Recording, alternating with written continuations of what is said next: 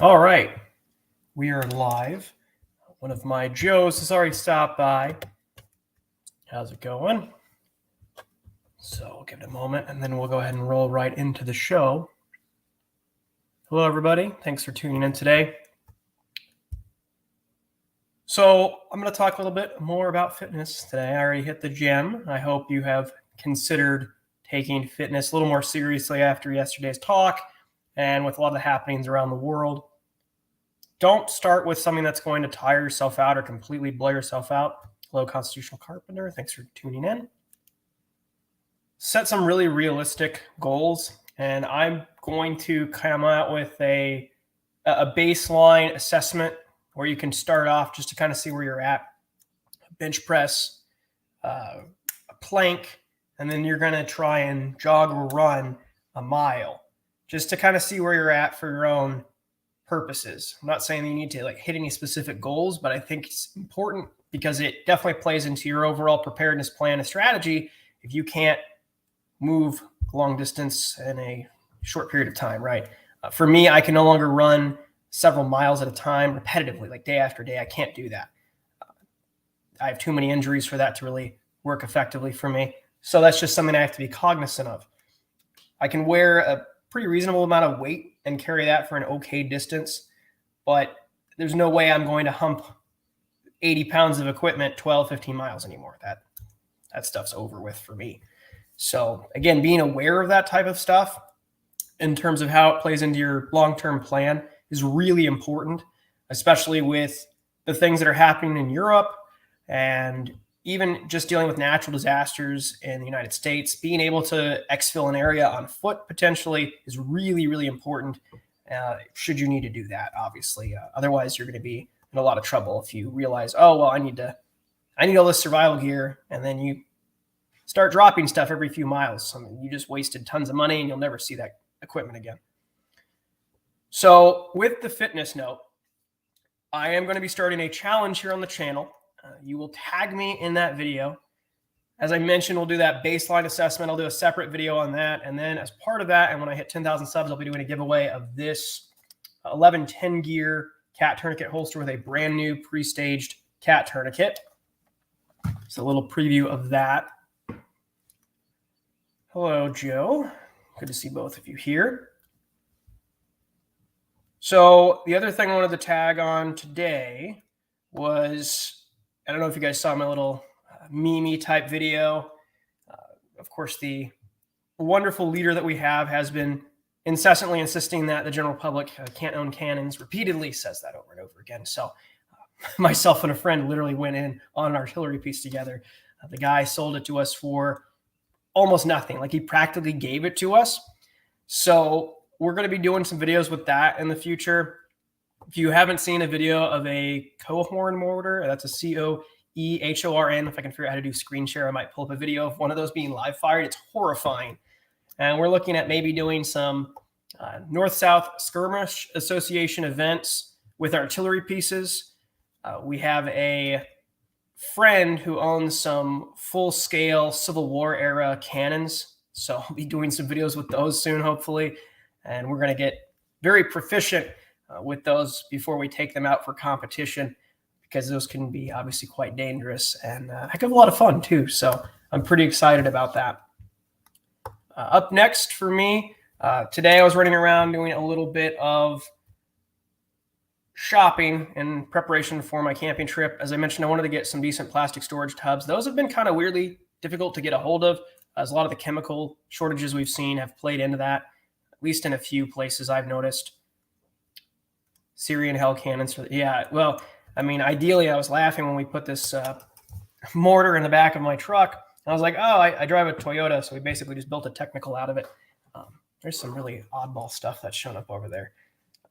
The Sturmgewehrs for me was by far the craziest thing that was pressed into service. And I know there was a firearm enthusiast who was sharing some pictures on Instagram who lives in Syria, and he was able to save one of these Sturmgewehrs for himself. Very, very jealous. That's only probably a $40,000 machine gun here in the United States. So on that note too, and I'll get back on the train about camping. I saw somebody post, and I wanted to hit on this on the video I did on Ukraine and volunteering to go over there. And you really need to be extremely careful if you're a military age male and you're looking at doing that. You need to understand what the consequences actually are based on the information that is slowly trickling out. There was also a clip, and somebody mentioned that there were some similar sentiments echoed by a young man who went over from Brazil. You're not able to leave. You go, you're not able to leave. Like, keep that in the back of your head. It's going to be very difficult to get out of there. And the big point that I want to press, and one of the reasons I'm stressing fitness so much right now, it's very likely, depending on where you live and your age range, the nature of your discharge, if you're prior service, that you will likely be donning a uniform again in the near future or donning one for the first time in your own country. And if you're going to do it, you might as well do it for your home country where you have the backing of your own government and then all of the medical assistance that you may need after your service or should you get injured while in service. You also have like things like pensions and things too if you end up staying in. So that's worth considering, right? Like, you don't want to go to a foreign country, get your arm blown off or worse, because they're not even retrieving bodies from the field right now. They're not bringing those back. So based on, again, what people are even posting on Reddit, if you go look at some of those threads, and there are a lot of people who still intend on going over there, even with everything that's out there about these units. All the fresh guys, from what we can surmise, are now being redirected mostly to Kiev for Kiev's defense, where a lot of the Ukrainian army is engaged along the Donbass area. From, again, what's on Reddit, if you got to take that with obviously all with a grain of salt, but there are people who are actively posting from that area, excuse me, on that platform. Yeah, I mean, again, yeah, exactly, Joe. I have a little bit of sympathy because I think some of the people who did go went with good intentions, especially the guys who maybe were prior service. But like I said, the moment that they were clearly organizing this through a Google Doc, well, it was pretty suspect that you were not going to receive the aid or equipment or the training that you needed should you go over there. And I'm sure there's some NGOs or other organizations that would be a better bet than going in a military role. I wouldn't be surprised. And I haven't seen any calls necessarily for like backfilling fire departments there, which I'm surprised. They do not seem to have the same standard of care that we have here in terms of like equipment for their firefighters. Like, they don't have SCBA gear when they're dealing with fires a lot of the time, from what I've noticed. Or if they're dealing with like vehicle fires, they're not wearing SCBA. Where here in the States, you would immediately, anytime you're exposed to, because you don't know what's burning, anytime you're exposed to any fire, you would put that on at this point. Some people get lazy about it, but you don't know what you're breathing in, especially with the type of weapons and things that could be employed there. I'm really shocked that they're not more careful about that. Yeah, I mean, you do, if you're service connected, you do get a small stipend depending upon the level of your disability rating. And there is a pension essentially upon retirement. If you do 20, 30 years, you definitely do get that.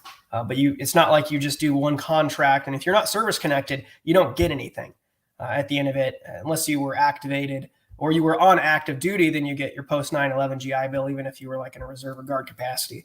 And in a major conflict, obviously you're all going to be on active duty. So you'll likely get that. I'm sure they'll eventually overhaul the post 9/11 GI Bill, make it a little more applicable to the expenses of going to school today, because a lot of the GI Bill benefit as it exists right now will not cover all of your base living expenses and allow you to go to school full time.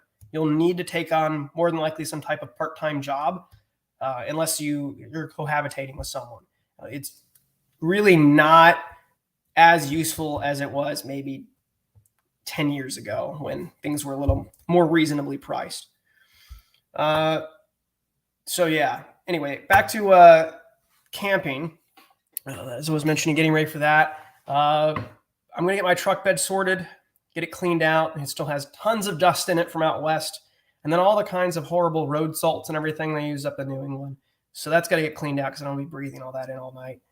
And I was looking at a more permanent setup, so I'll be doing a whole separate video on this with wood cutouts and just something that could slide in and out and drawers and all that jazz. But I decided that that was just going to be too much labor, and I have nowhere to really stow it right now.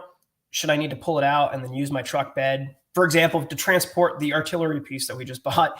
So I'm opting with a foam mattress and just a basic bed frame and a couple totes. And I'll be utilizing, it's a super nice time of year to go camping. I'm pretty hyped for it. I want to get, I need some time to reconnect with nature and just kind of decompress. And I'll do a little filming while I'm out there. And part of the reason I want to go out in the very immediate future, hopefully this weekend, weather dependent, I got that new solar generator in from Montech, and it is super cool. There's only like 2 things that I don't like on it, and I'll get into that later. But overall, it's a very high quality piece of kit. And in terms of the offerings that are out there for solar generators, I think this one makes the most sense for outdoor living or off-grid stuff or hurricane preparedness, any type of event where you would need to supplement your power supply. I did a lot of research before I reached out to I didn't just blanket email every single company making a solar generator. I found this one, did some research, reached out to them, and I'll have some more information on that in the near future. So pretty hyped for that. But I've got my camp stove ready. I'll be doing a lot of cooking while I'm out there.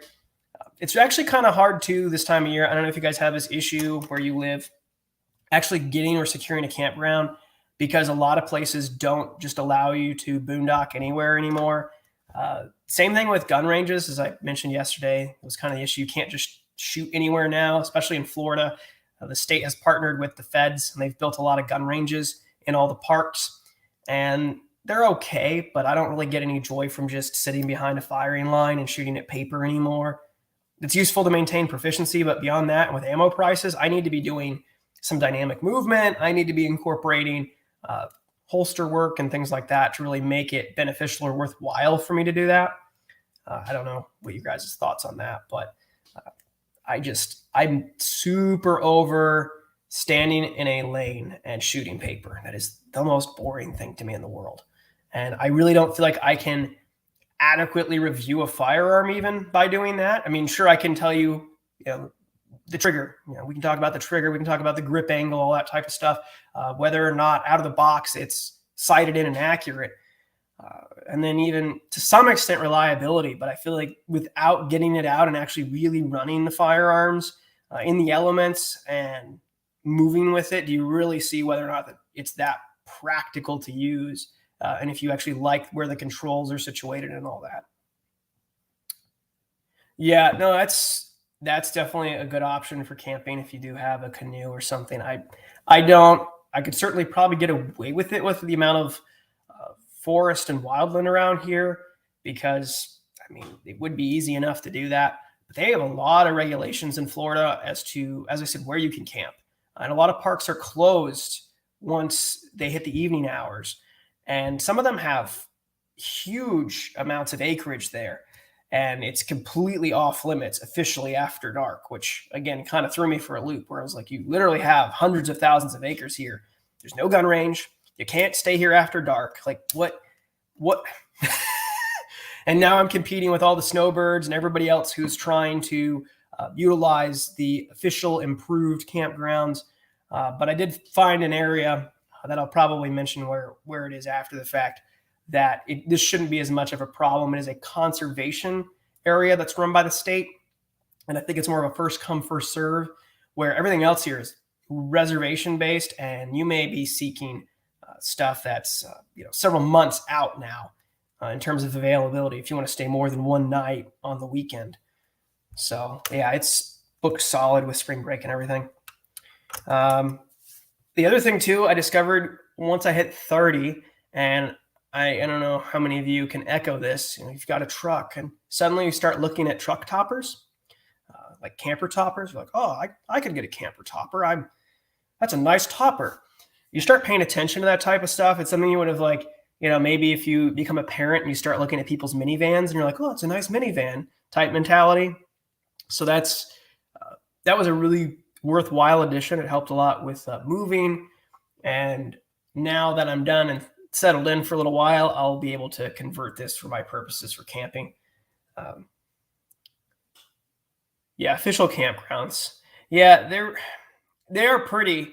And then the free ones that I saw, most of the ones that are like completely free. People were complaining a lot about lack of respect of other individuals coming out there. So just riding ATVs all around all night and just being generally crazy. So that's why I would even be more inclined to try and find a structured campground to some extent, just to not run afoul of any game wardens or anything. So we'll see. Again, hopefully this conservation land works out. I have a phone call to make with them in a little bit just to confirm that it is a first come first serve type situation and that I have a little more freedom there. There's a fire ring or something, because I don't want to have to just use a camp stove the whole time if I'm not limited to that, So one of the other things I wanted to hit on today too is constitutional carry in the state of Florida. That's something that's near and dear to me. And years ago, while I was living in Texas, I spoke on behalf of campus carry in one of the committees. And the next year it was passed into law. And the vast majority of people there were in support of it. Everyone on that committee was in support of it. But for a number of reasons, it didn't move forward that year. Now, Florida is weird, politically very weird. There are a lot of people with R's next to their name. Doesn't mean anything. A lot of them have ridden on the coattails of the party for a long time. You've got a lot of people here who it's more freedom than what they're used to, so they're not really hard pushing for constitutional carry. It's dad life. I asked for a fanny pack. Yeah, you know what? I'll be honest too, like unrelated to this, speaking of carry, fanny pack carry is probably the most comfortable way to carry, bar none. I don't really do it, but I've tried it, especially at the gym. And then I found a belly band that was a little more conducive and a little cooler looking because no one can see it. But if you're going to carry a full size piece there, then yes, a fanny pack would be absolutely the way to go.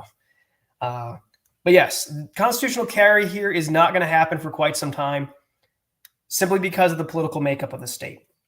Unfortunately, having spoken with a couple of members of the House, they're terrified of all the transplants coming in. They just are.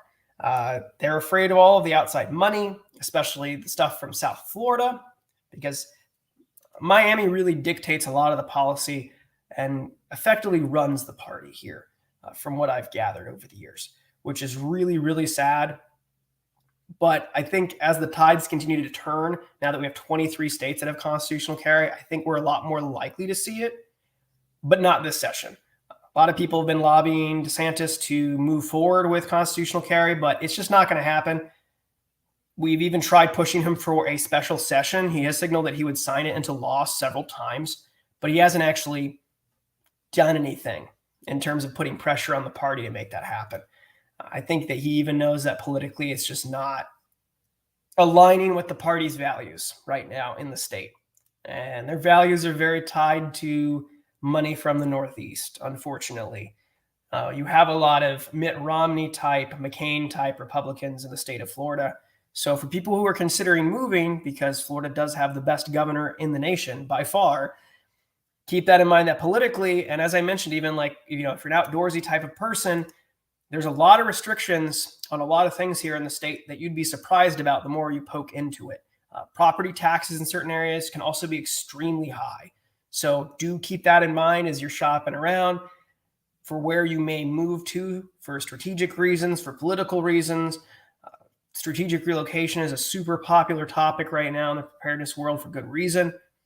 Florida is kind of a mixed bag on that. There's not a lot of egress routes. And I think, unfortunately, because of the volume of people who have recently poured into the state, we're going to see a lot of political changes that we may not like. Time will tell, and we'll see how that next election goes. I can say, though, with pretty good certainty, DeSantis is going to run for the White House in 2024. Like without a doubt. That's going to happen. So who comes after him? I'm a bit nervous, to say the least, because it could definitely continue to steer things in a very negative direction, because people forget that even places like Massachusetts, that's where Mitt Romney was governor. They have Republicans in these parts of the country, but they're not the same Republicans that we have in the South. They have a very different mentality. Their views on civil liberties, their views on personal freedom are radically different. And you'll find that there's a lot of headbutting between these two. And I wanted to give a shout out to Nick Sabatini, who filed HB 103 constitutional carry. The state level GOP really does not like him at all because he's a MAGA type. And because of that, he has received mountains of criticism from them, but they can't really like make fun of his policies. They can't really attack him on anything legitimate because it will highlight their own inadequacies, basically. So those are the type of people that are worth following and worth supporting generally from what I've seen. The next thing I wanted to move on to, unless you guys have anything to contribute on that, Mississippi is a great area, Carpenter. I agree. In terms of being affordable too, just shopping around the Southeast Florida has become so expensive. It's basically been Colorado'd would be the best way I could, or the best comparison, where just there's endless bid wars for real estate, and it's just no fun anymore. It's too expensive, and no one wants to raise the rates of pay here, which is just shocking to me, especially in Central Florida, because when you have the mouse just south in Central Florida, they set the rate of pay for the whole area. And then down in Miami, it's a bit of a different animal because the cost of living is so high. You look at the pay rates there and you're thinking, oh, well, that's got to be okay. But it's really hard to survive even on the wages down there. It's just a very, very costly leap to make. If you're moving from another part of the country, you need to really crunch some numbers to see if it makes sense for you. And I think in a lot of cases, for most people, it does not make sense to relocate to the state of Florida. It's just very, very expensive for what you're getting. For people who want to get into, acreage, again, for that strategic relocation reason, you're not really going to get acreage for less than $500,000 or $600,000 plus at this point, if the house isn't a tear down or is like an actual house. You might be able to get a manufactured home. And if you find something with a single wide, that's going to have to be a cash purchase. So if you have a lot of cash to bring to the table, then maybe it's worth doing for you. But other than that, I don't know. So a couple breaking things to kind of jump into. Germany is now restarting or planning to restart one of its coal-fired plants, which I find to be very humorous, as they have pushed and pushed, and Europe is pushing for all of these green energy initiatives. Now, what does that mean, though? Like, what green power source could Germany possibly have? Well, they have several nuclear reactors right now that they're taking offline. And their response to the sanctions and the increasing costs from Russia is to reactivate one of their coal-fired plants, potentially, as they're shutting down all their nuke reactors. So they can charge their electric cars on coal, which to me makes perfect sense. I'm sure it makes perfect sense to you. I'm kind of at a loss on that one personally. I think you're going to see more hypocrisy like that on a long enough timetable across the board as the situation with Russia deteriorates. I'm still astonished that we haven't seen more pressure on, or here in the States, in terms of restoring more drilling, because without that, we're going to be in a lot of trouble in short order. All it takes is one more escalation in this conflict, and I mean, that's it. We're at $8, $9, $10 plus a gallon, of course. And I don't know that we can really bear that collectively. I don't know about you. That would be a real blow. I think a lot of people would get to the point where they would be trying to get fired just so they could go on unemployment because they couldn't afford to go to work at that point. It would be so extreme with the cost of food and everything climbing, which again is one of the reasons I keep harping on the fact that you need to keep putting stuff back.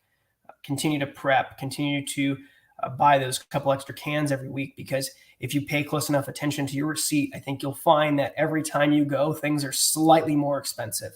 Now, we've seen some things jump noticeably while other stuff is just slightly ticked up, especially as packaging and those type of things become harder to get, the raw materials to make a lot of that packaging, the chemicals to get the ink. Has been something that's been pointed out to me on this channel. And you can look into that. I have a subscriber whose husband works for a company that makes packaging for food. And they've had some meetings in the past where they were talking about having to possibly shut down what they were doing because they didn't have the chemicals they needed to make food packaging. So even if the food's available to ship, there's nothing to put it in, that's going to be a big problem.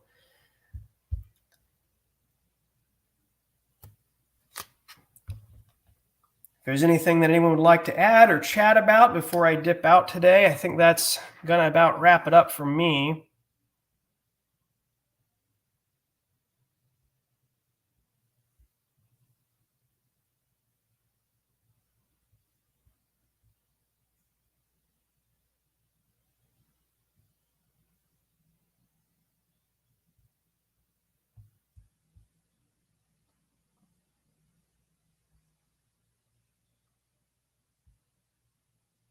I guess one last thing to hit on too, while I have a couple of you still with me, would be to really get started on that fitness program.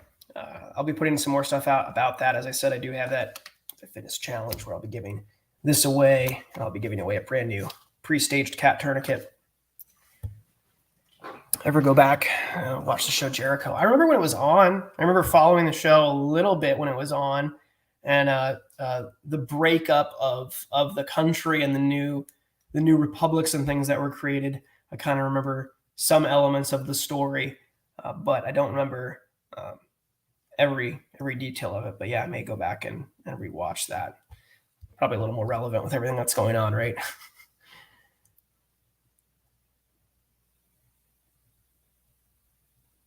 What are they saying? Are they targeting people who own defensive tools today, Joe? I know that the ATF over the next couple of weeks is supposed to put out their decision on Casper stuff, if that makes sense.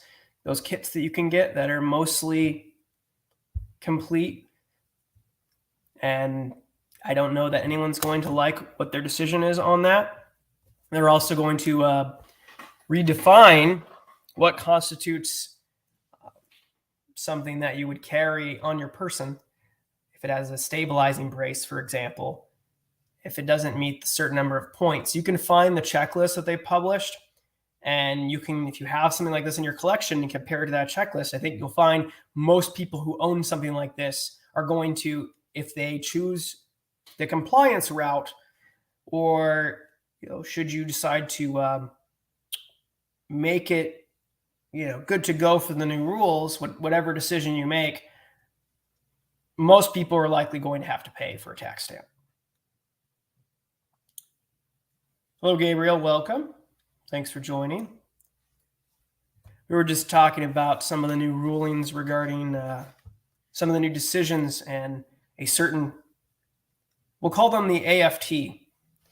They are very keen to redefine and turn millions of people into felons overnight with some of their ability to effectively legislate without going through Congress, because of the power that was granted to them by Congress. And there's been some inquiries into what they're doing. The big thing is what they've been doing lately, though, that has been mentioned repeatedly, but no one's really making much headway. There were, I think, 30 or so members of the House that signed on to a document regarding what they're doing with the 4473s. Because if you've acquired anything over the last 10 years, you've likely bought it from a place that's gone out of business, at least somewhere along the way. So they come in and they take all those documents back, and they've been scanning them into a computer system. It looks awfully like a database, because it is. And right now they have the count, I think was 800 million of these plus scanned in, and they've got something like 2 billion or something. I forgot the exact figure. It was either 1 or 2 billion additionals, records that they need to upload into their database, which if everything's a PDF, I mean, you just control find and then you can go through it.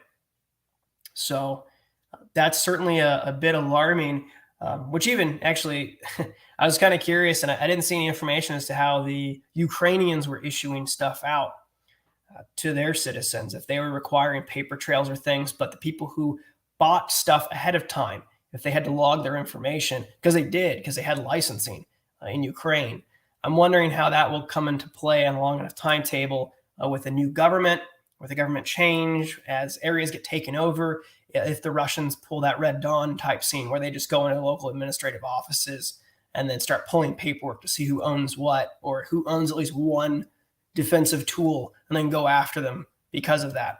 And then you wonder how many people might collaborate who were part of the plan to issue stuff out to the civilian population, where they come forward and are like, yep, I can tell you exactly who we issued stuff to in this community because I'm with the local constabulary. And I bet you'll see that, which is sad, but I mean, that's the truth. That's what happens when places end up getting overrun like that. And really be careful again of where we consume our media, where we're getting this information from, because I keep seeing stuff and you wonder like the validity of it. Are we looking at, in some cases, old footage? Are we looking at vehicles that are they of a certain origin? Because it's all mostly Soviet surplus, right? So you begin to wonder what the truth is on the ground. Again, based on some stuff that's come out of there, it's really quite a mess, regardless of how positive they try to spin that whole conflict. So with that, I think I'm going to wrap things up.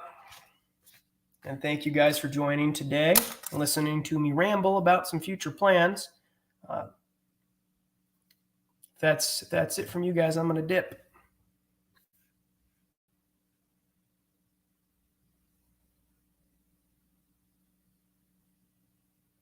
All right, guys, take care.